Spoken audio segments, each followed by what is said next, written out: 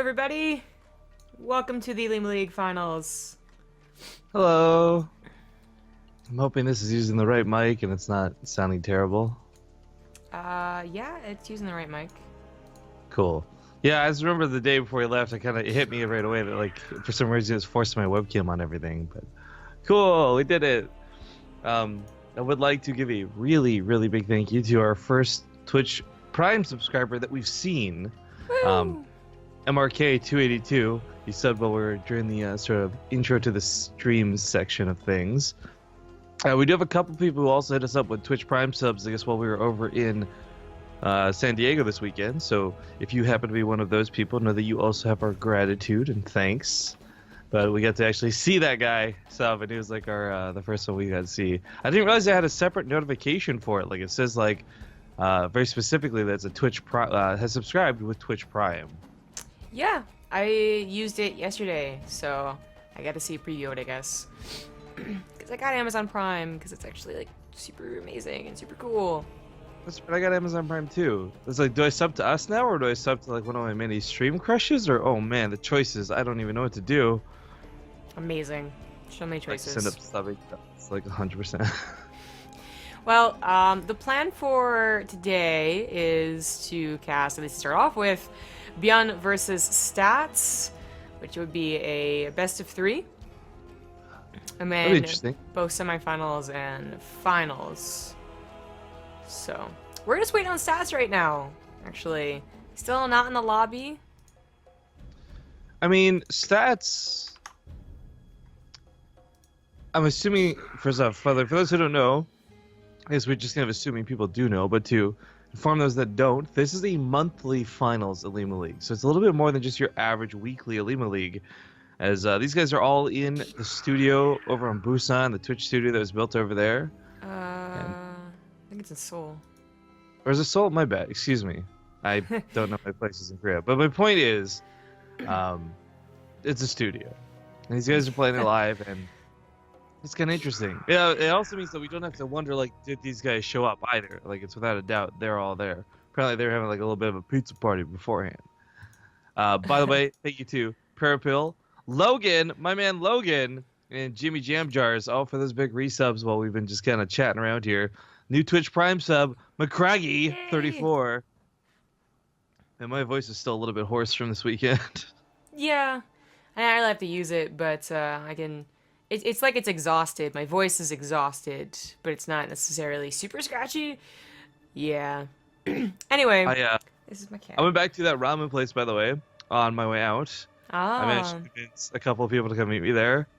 God, I love that place. It was so just, like, simple and delicious. It's actually what I thought that ramen would be. I've been to, like, 2 to 3 fairly good ramen places, like, highly recommended, that, like, you gotta, like, wait a while to get into type deal in DC and New York, and both times, or 3 times I can't remember, disappointments. So disappointing. It just was like, I don't know, it was like miso soup with noodles in it, because it was the miso based broth. So I don't know. Whatever Ain't broth nobody they got used, time for that. The soy based broth, I guess, because, like, Fear Dragon was going all nerdy ramen on us. That was delicious. It was so good. But anyway, never gonna see it again, so womp womp. But we're finally getting into game. We are. By the way, Hail4 may have subbed recently, but apparently he has Twitch priming it up with us. So is Dom and a couple of others. So again, thank you guys so much. Rotate Owls as well, hitting us up with a 33-month resub. I'm sure there's gonna be a lot of shout outs at the cast today, guys. We are live, by the way. This doesn't happen often, but because this is a live broadcast in the studio, we don't need a stream delay. So this will be one of those rare moments where you guys will actually hear us shout you out, not 7 minutes later. Amazing. Yeah, I see that there's been a couple of new subs over the weekend, so I imagine that's all Twitch Prime, but super cool to see you guys actually do it here.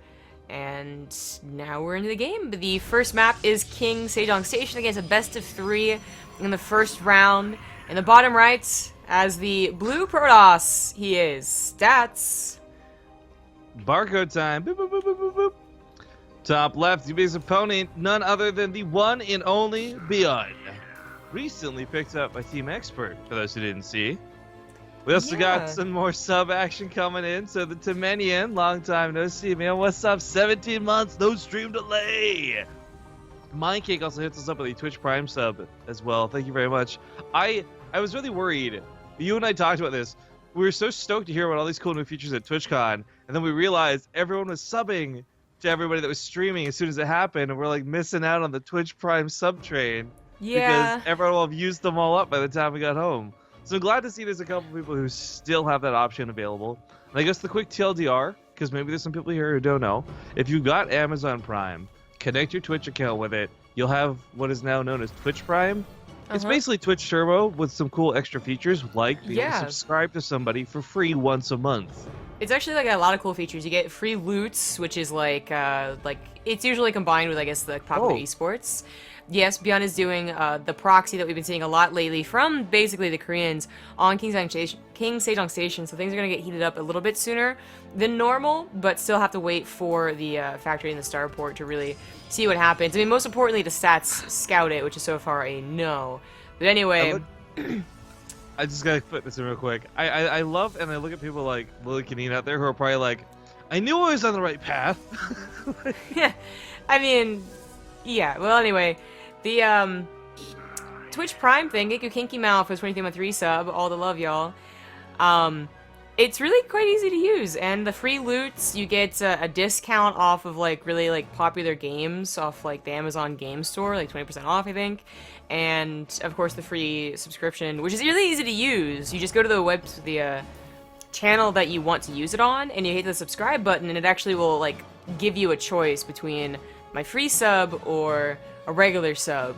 So I was pleasantly surprised to see how easy it was after I connected it anyway. I was a little worried to be like, I don't know, I'd have to like put in my credit card information and then figure out whether or not it was Amazon, but nope. Super easy. Well, speaking of super easy, ByuN does get away with this for the most part. This adept coming across the map is the first bit of scouting for stats, so unfortunately, it's going to see no natural, and that in itself isn't super alarming, but it is going to let him know something's up. Normally, we would just put this on location. There's no reason to just paranoidly build it in the main for no reason whatsoever. So as the adept walks away, Marines start heading across the map. That Widowmine, of course, as we saw, was out. Medevac finishes here in just a second. And stats, this Robo's only just finished up. He should have detection for this. This Widowmine really should not get out of hand.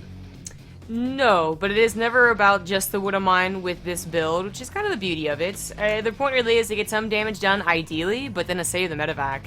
Actually, ByuN might not be going for the drop at all. You could just include the Widowmine in your main attack on the back rocks, but usually you do want to let these down in the mineral lines, just in case they get a hit. A little bit awkward, as both of them going together is usually never ideal. But he's trying to get the Mothership Core, I guess? Which isn't a bad thing to try and target, but it's not going to work out that way. And the pylon finishing up means he's really got to get out of there. So this entire time, working on the back rocks, rallying the Marines over now, gets a Liberator and a tank first, as opposed to Cyclone, which, you know, it's either way. You're going to be able to abuse the ramp behind King Sejong Station.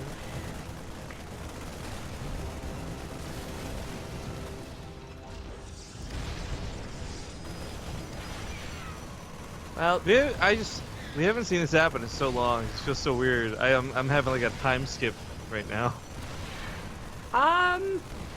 I think like Gumiho usually does it, but ByuN has been doing it too. I think the last time ByuN tried it, whether it was last week or 2 weeks ago, I don't remember. He did just oh my god, I think oh no. Oh, the Widowmines actually got back in. Oh my god, I don't think Stats expecting that either. I was like, wait a second, how did 16 probes die in the natural? He should be okay.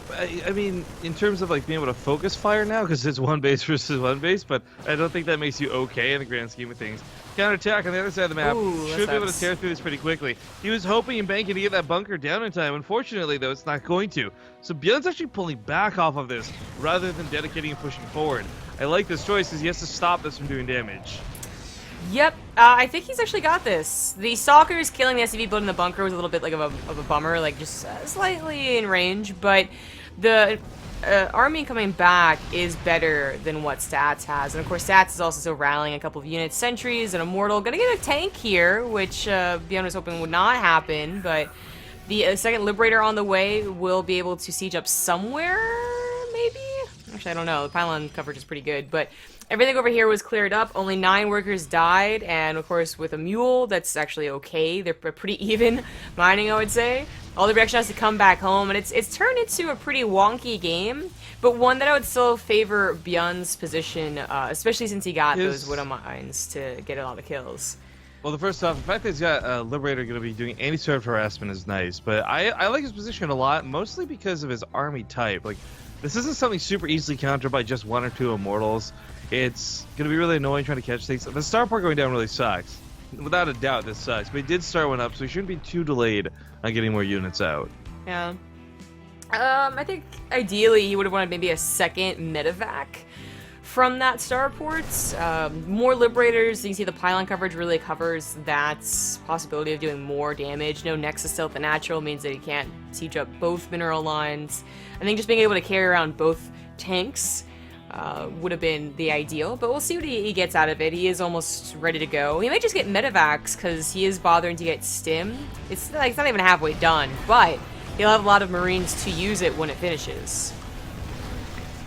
And of course, the denial here is really great. Marines are still alive. They should get healed up promptly. Got a couple of resubs to shout out real quick, and new ones as well. So thank you, by the way, to Flying Sheepman, 10 months. This is where I say butts. And then we got Hoof at 1. I didn't know you could do this actually, but apparently he used his Twitch Prime to subscribe for his 27th month in a row.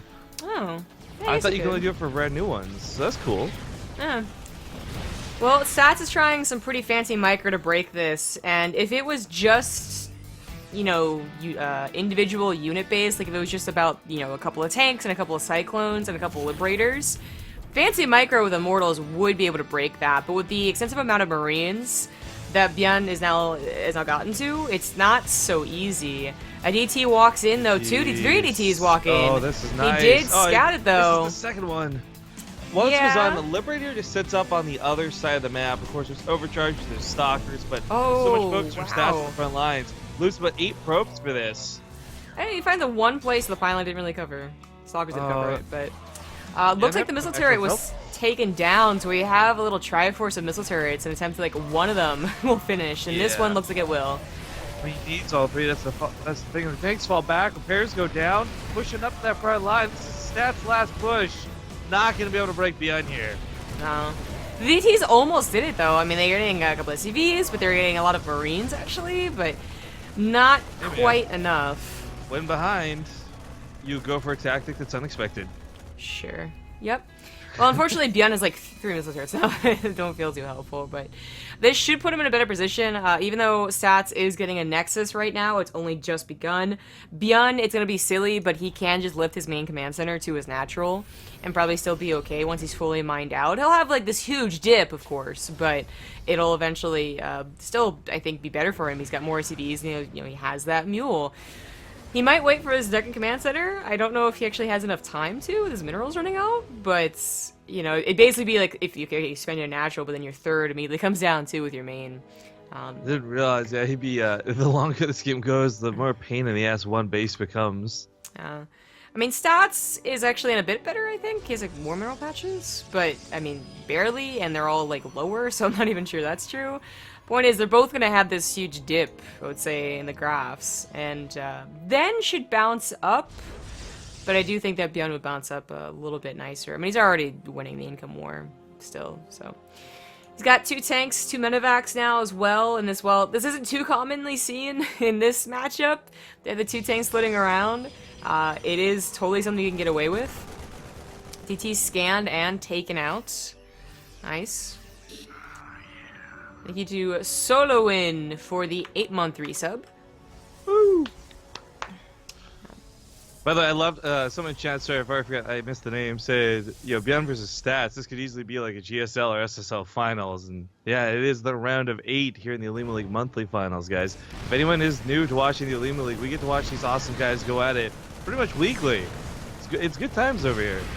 Yeah, Stats being, of course, the more newcomer to the finals and the Olimoleague in general, but yeah, he did well enough to get here. It's good though, because this is what we really wanted to have happen, right? It was, the idea was that, okay, well, with GSL, SSL, Pro League, like everything wrapping up, these guys would hopefully have a tournament to play in. You know, this is that Korean support, that whatever you want to call it. So it's good to see that people are actually taking advantage of it. while they can. This, of course, the dynamic of some Kesper teams just simply aren't allowed to play still. That's a little unfortunate. Hopefully they'll warm up in the month of December, November, etc. Well, Stats is allowed to play. Oh, damn. I was gonna say that I really like what he was doing though, constantly getting like one swipe with the DT and running away with it, but unfortunately that worked for some micro capabilities out the door. The idea of a Colossus behind this is phenomenal. If there wasn't like the growing threat to this natural base, there's no way to get range for this. When mine pops off and the mothership force sticks on top of Colossus. Ooh, never. Excuse me. Get to see this dynamic. I'm going full tasteless here. My voice just doesn't work for me anymore. Well, the Colossus has nothing to protect it, so it was already going down to like a handful of Marines. There it finally goes down here. GG. ByuN takes the first win. Shout out to Stats for the cool Tal'Darim skin Colossus, though, by the way. Yeah. Paulo has left me. Oh, I feel sad, man. The abandonment issues become very real very quickly. I think he punished me, actually. He didn't sleep in my bed, which is odd. Usually he's all like, oh, you know, I'm so glad you're back, but when I got back, he was like, whatever, I don't care. I don't like it anymore. Be here. I know. The cat's all cute. My cat's right there, but... She was actually being super needy. I don't know if you saw. I was like holding her up on camera and stuff while we're doing the pre-show stuff. She's being like hella drooly and hella like, pet me. Yeah, saw some of it. It's not gonna be Stats map choice, so that's what we're waiting on. Of course, the lobby to be made. Thank you to Marquad for the 7-month resub. Nice. And I guess just going back on the topic of in case you're new to the Olimoleague, what's really awesome about this tournament and the reason it's going to be running all year, etc., is because unlike other tournaments that rely on sponsorships and have time frames, the Olimoleague is sponsored by you guys tuning in. And this isn't some cheesy thing like the power was in you all along. Literally, the Patreon is what pays for this. People who donate to the Patreon, of course, get really cool rewards, some secret information before others, replay packs. Like, you're not going to have access to replay packs anywhere else. Where the fuck are you going to get replays of ByuN versus Stats? Like, let's real talk for a second. So there's some really cool perks and features, too, subscribing to the Patreon for the Olimoleague.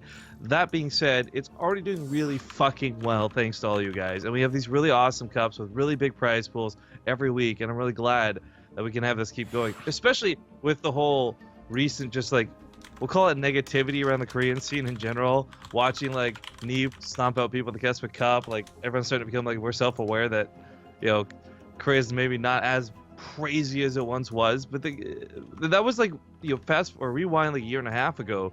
Olimoleague kind of saw this problem. She's like, we need to do something for the Koreans. Like they have GSL and SSL, and then there's nothing else. So this tournament was kind of conceptualized to help the Korean amateur scene, so they have somewhere they can play, and secondly, just provide another tournament, because again, there's nothing else anyone can play. Yeah.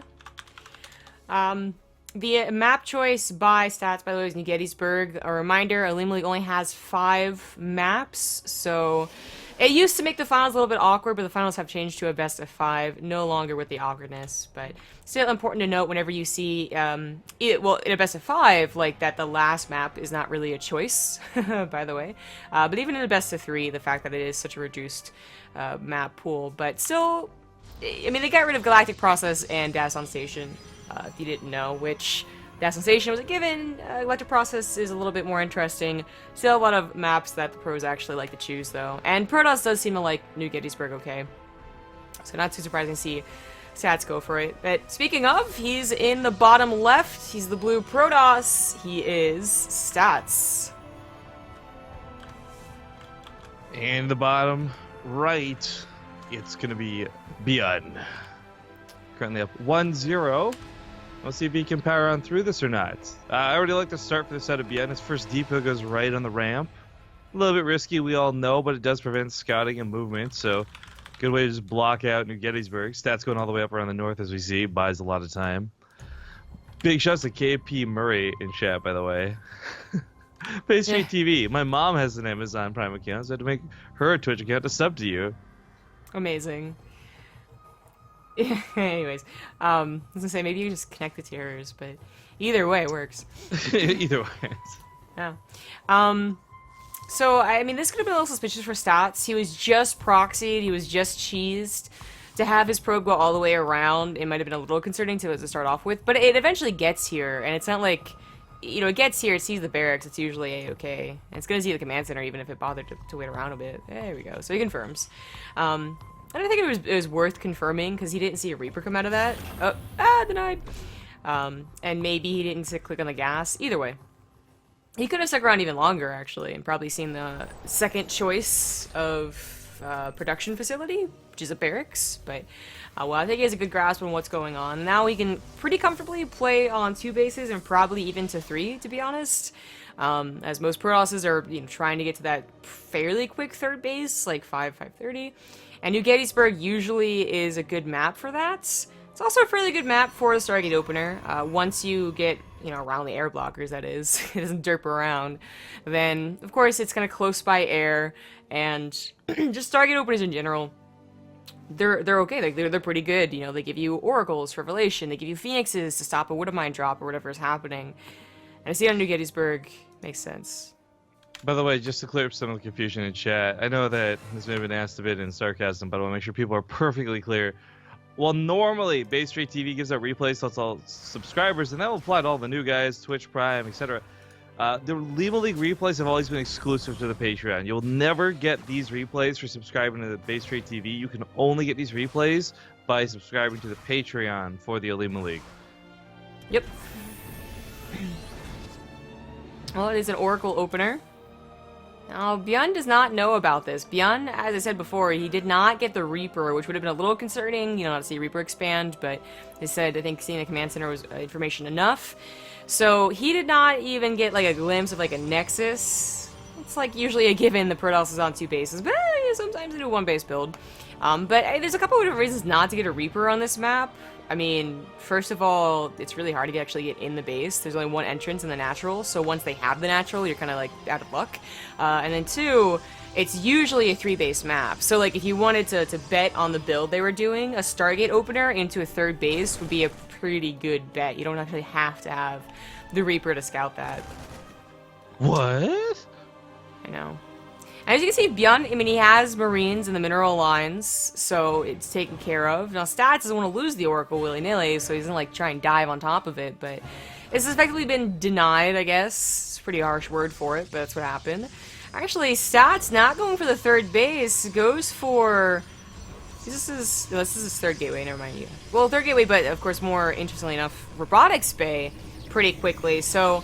I'm gonna guess this is for Fast Colossus. Last game, it, you know, could have been a response to the scenario, but I actually think that's just what a lot of Korean Protosses especially are working with now, is faster Colossus. And it could be a style that throws a lot of Terrans off. Well, it's also just interesting to see it come back into swing the way it has. Colossus, I think, have had the most interesting unit story when it comes to Legacy of the Void. In terms of, like, I feel like even before they got this, like, 10% attack speed buff, right? Like, and let's be clear, 10% attack speed had nothing to do with why people were using Colossus again. But it was a unit that you just didn't go for. If you did, it was just a big waste. People were losing with it all over the place. And now they really found a way to bring it back.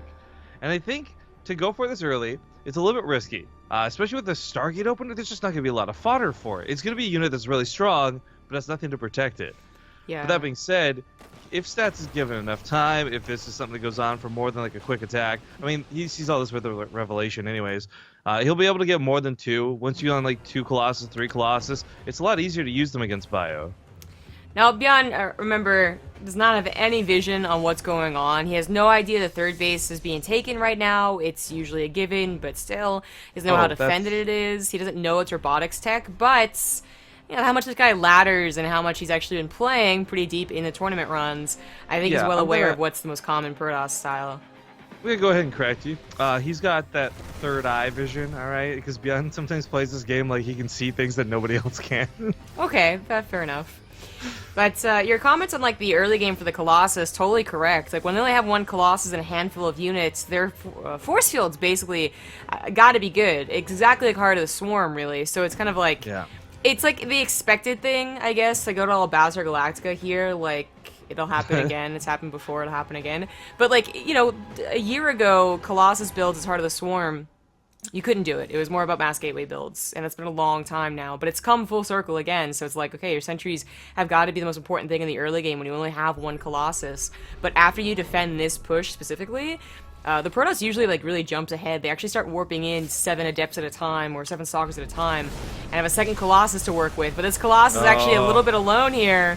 I love the Widowmines on the backside to cover this. Takes out the Adepts, picks up a couple of Marines, gosh. but man, oh man, he can still get out of here. Yeah, he gets the Mothership Core, gets a couple of robes, literally. Oh, this is so bad for stats. This is so bad for stats if he takes a fight If he was fully unloaded, I would actually say he'd maybe pounce on the Colossus. Of course, with just Marines, you're going to take a lot of damage, as opposed to like if he had 4 Marauders in here, but he might have been able to do it. Still, getting a Colossus, getting a Mothership Core, and getting out with so many Marines, this is very good for ByuN. The Void Ray coming from behind for stats was actually really cool, because if ByuN had been able to bait all the army over to the third, he would have just gone to the natural as he did moments ago. But the Void Rays coming up meant that he couldn't do that. Number boosting past, as Void Rays just melt Medivacs. Like if you get in range of a Void Ray, you're gonna have a bad time. So really smart for ByuN to pull back, but really good for stats to have those units in position the way he did. I thought that was gonna go so much worse for him, but you know what? I guess on the positive side of this for stats, he does have Thermal Lance now, so he's got the range. He's got a few more units in his army. Losing that one Colossus was certainly unfortunate, but there's a little bit more ground buffer now. Yeah. Going for the double forge is also a little bit, it's not unexpected, to be honest, but yeah, it is a little bit bold. You just lose a Colossus and Mothership Core. That was quite a bit of gas that you think you have to replace. The Widowmine drop is going to go to the north. He's looking to distract the army to the south, so either way going to get something. He's actually going to go on top of the army, gets the Void Ray. Widowmine's cover behind, actually might get a shot on the Colossus if nothing else. Now still going to go for the probes. Not the greatest hits, though. Uh-oh, is that me? That's What's not going me. on here? That feel in studio, Oh, though, man. Stats. That's we weird. want land. We want land. Yeah, Stats is in the studio. Can't confirm that for you, I guess, but like we know they're in the studio. Actually, oh, he's good. Okay, no pause. All right, no pause. So fortunately, loses a couple of his Adepts that they chase. There's the pause. Yeah. So I was gonna say, the Korean casters aren't with us. I don't think so. Maybe they are. Actually, I don't remember, but I do know that the stream that the Korean casters are on Yeah, the Korean is Lucira casters Stork. are in here. Yeah, so I think that they're doing like what kind of Take TV does, which is like Yeah, in one, in the other. Yeah. in the other. So, but they're actually casting Lucira versus Stork, which they're trying to get to, and they actually you know have the player cams up, so like visual confirmation that these guys are in a studio. Well, I was gonna say that's actually gonna make a lot more sense that they casted that one, because Stork has been a really big part of the casting team on and off for the Olimoleague. For those who don't know, as he's often come to play in the studio, then when he's done playing, he'll go on cast. I didn't realize this, by the way, but Lucira, more specifically, we were casting him the other week, and he was doing like the Nidus Worm stuff. For what I'm told is on the Korean cast, Stork was just straight up making fun of him, like calling him a dummy and stuff. Ah, well, he's bolder than we are. Yeah, Stork versus Lucira is going to be the second choice if like something had happened with ByuN versus Stats. You know, like they couldn't get the computer to work, and they had to wait a long while or something like that. So I can definitely see taking it for multiple reasons. The Stork has been looking fairly good, and he's actually even 1-0 against Lucira. Lucira is not bad at all. Now you talking looks, girl? You talking skills? Okay. They are likely, if I had to guess, you're just going to recover game here. This is something where that latency sticking where it did, the fact that this was a pretty decisively important moment in the game, either Stats is just tapping out because he feels like it's going to go so badly for him, or they'll probably more likely rehost this probably about 10 seconds or so before the lag started, if I had to guess. Yeah, he lost Adepts on the front line to that, for sure. Like, he didn't mean to have them chase the army. So that's fairly important. I imagine that there is an admin or someone, like, really went up to Stats and told him to do whatever. Yeah, Olivia's hosting the new lobby right now, so we're just going to the replay recovery thing right now. Which hopefully works. I don't think I've tested it since... Oh, you're right. Yeah, there's been a couple hiccups with this. We'll see. But by the way, just while we're waiting, some people ask about like, so this is like in a studio or what? Yeah, it's the VSL studios. It's really cool. There's actually a lot of pictures Olivia's been tweeting on Twitter here and there. I actually really like the style of the studio. It's very slick. They go with like a lot of black. The purple works well with it because it's Twitch and Twitch themed. Funny fact, by the way, I was talking with For those who don't know, Zangrib and I just got back from TwitchCon. It's a little, my voice is a little bit sore. We've been gone for a couple days. But I was talking with some of the guys at Twitch, and a lot of them had no idea that Twitch Korea had partnered up with the Olimoleague, and they were like, "Oh, that's awesome." There's Twitch Korea. That's a thing? Thank you to Chaz Tats, all caps, for the sub with Twitch Prime. Ew. Nice. I love the all caps too. Yeah, totally. And I answer, I guess, a couple people's questions. I'm sure this will be a question for like at least a month, I'm gonna guess, as people realize like, oh, I have Amazon Prime, what's going on? No, it's totally free. Just connect it, and you don't only get like a free sub to anyone, you also get free loot and discounts off of video games. So along with everything else you got already with Prime. One of the QA panels I went to, I don't know if this was like, I don't know how much of what was like put on stream or publicized for TwitchCon, but I know that I'm not under NDAs for anything. So one of the things I thought was cool is at one of these QA panels with the developers, they asked something along the lines of like, are we ever going to be at this point where if you're streaming a game, there's just a buy it on Amazon Now feature or something like that?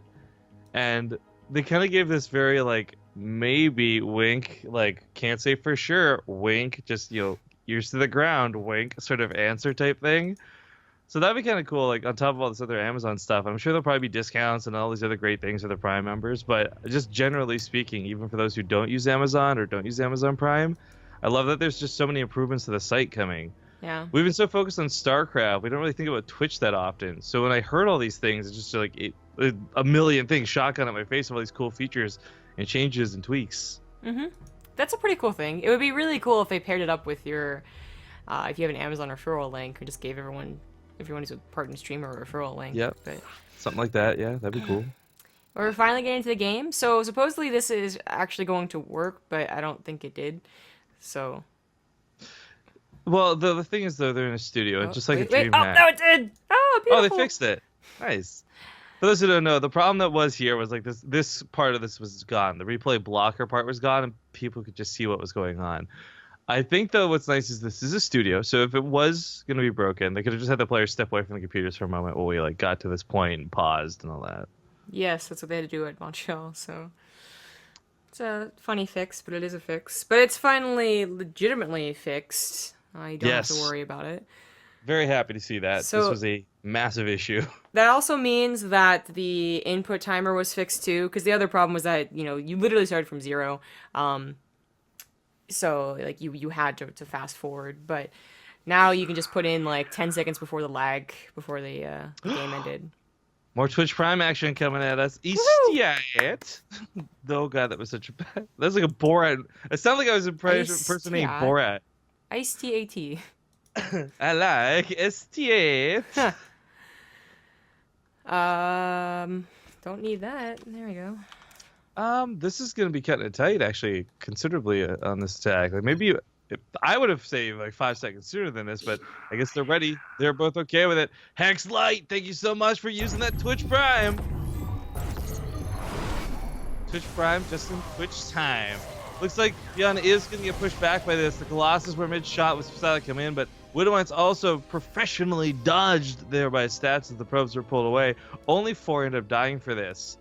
But there's so many things here. There's still very well for ByuN. Even though this attack doesn't kill stats as intended, his production first and foremost looks fantastic. His second starport started up. He's going to have a lot of Vikings in the sky. And that's where the game gets a little bit questionable for me.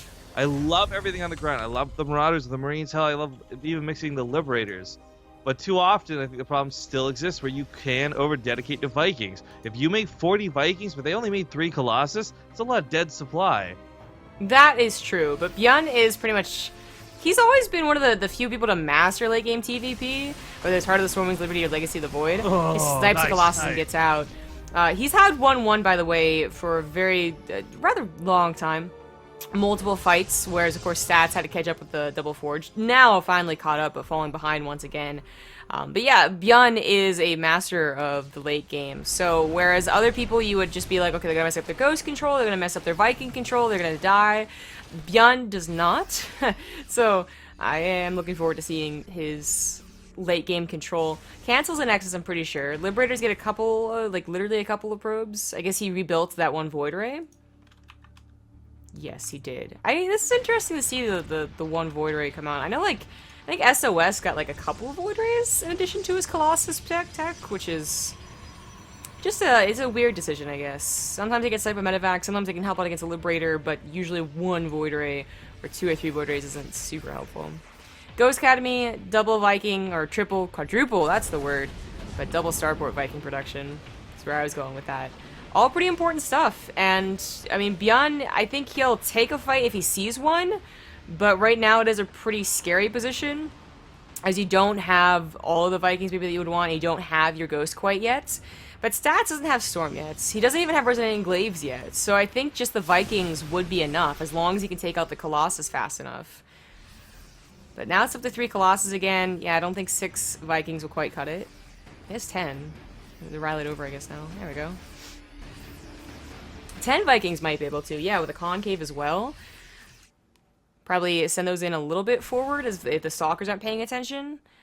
There's a lot of Marauders in here, too. It's not just pure Marine. He's gonna go for it. That's what worries me. That's a lot of freaking damage that connects to anything they get hit. Yeah, the Vikings taking down one of the Colossus, second one getting really low.